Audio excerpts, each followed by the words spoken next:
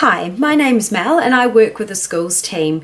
What I'm doing today is I'm recording a virtual video for you so that you can independently do Unit 378. So I will be looking at the camera and also the unit so I can discuss this with you. So the first question in Unit 378 is asking you to identify two different groups of people. They're both travellers and their groups are a group of people that come from a certain country. So for example, Australia, that's a group of people coming to New Zealand. So we've got one major visitor group that you have to identify, and then also an emerging visitor group. So the major, just like the word itself, major, is asking you to give us one group that makes up more people than any other group coming from a country coming to New Zealand. Now, at the moment, we understand that with border restrictions, those statistics will be quite light over the last couple of years. So if you would like to reflect on previous times when we had a lot of international visitors visiting New Zealand, those statistics might be easier to report on. So you need to name one major. So what country is coming to New Zealand the most, more than any other country around the world? And then who's next? Who's emerging? So that emerging means that it's that group of people who aren't quite the major visitors, but they're building up to become maybe the next best group of visitors coming to New Zealand. So we've got major visitor, so the largest group of people coming to New Zealand from a country, what country they're coming from. And then the second one is the ones that I guess would you say second to that.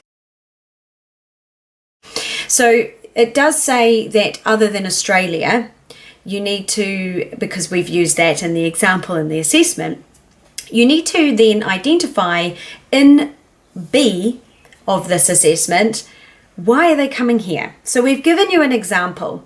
An example is that the main reason why Australians visit New Zealand is to have fun, enjoy themselves, learn about New Zealand, explore new things, and they'll obviously when they expect to come here, they expect it to be affordable because it's very similar to Australia. Also, they would even like to be more independent when visiting New Zealand, opt for self-drive holidays where they can experience more activities. So how to get this information? We'll provide you a link and you can obviously check out that in your workbook. Or we have a photograph of a statistic that you can use to answer this question. That photograph will show you what the largest group of people from a certain country is coming to New Zealand, and then what an emerging group of people are coming to New Zealand. Then you need to go off and find out, why are these types of people coming to New Zealand? Well, you could ask yourself the fact, why would I want to travel around New Zealand? What do we have here that those people would love to come and see? Or is it more along the lines of the stability of the country in regards to maybe even COVID-19? How we're managing it, obviously the measures in place, the things that we still have operating around New Zealand. So the next question, after you've described about those two groups, is about service strategies. First of all, you need to pick two different cultures or two groups of people. So you could do Japanese or you could do German. They're two very different cultures to the culture we have in New Zealand. So we're asking you to write about what we can do to make them feel comfortable.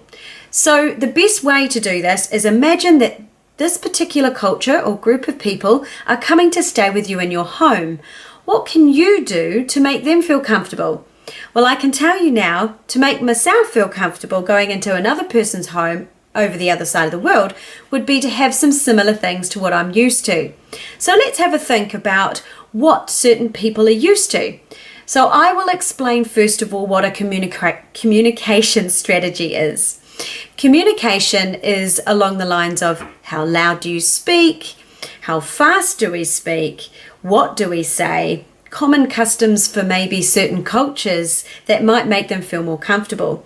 I do know there's certain cultures that don't like a loud voice, or maybe benefit to have you speak a little slower.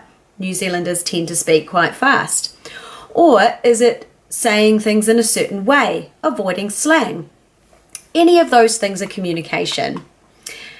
Please make sure you do check your workbook. There is information in that workbook to help you to answer these questions. Catering strategy, anything to do with food, how you eat it, what you use to eat it, obviously rules around eating certain things, maybe even something regarding serving yourself or being served.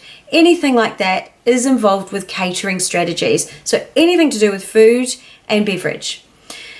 Also, lifestyle strategy. So, lifestyle strategy is about sort of like if you're inviting them over for dinner, would you do it on the same day, or would you give them advance notice? Lifestyle strategies also are around everyday types of living rules. Okay, so that means they're allowed to do certain things, or lifestyle strategy could be even around the types of way you address people, or it could be maybe a certain custom before you go into someone's home. Do you have to make sure you take off your shoes? Do you need to use your manners more than you would normally use them?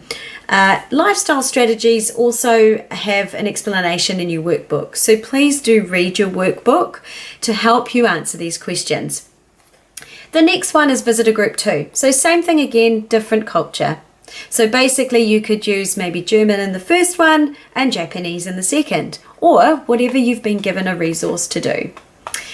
That is the actual theory part of this assessment. The next will be the role play. I'll give you a few tips in the next video. All the best, and don't forget to reach out if you require any assistance. Our email is schools@itc.co.nz.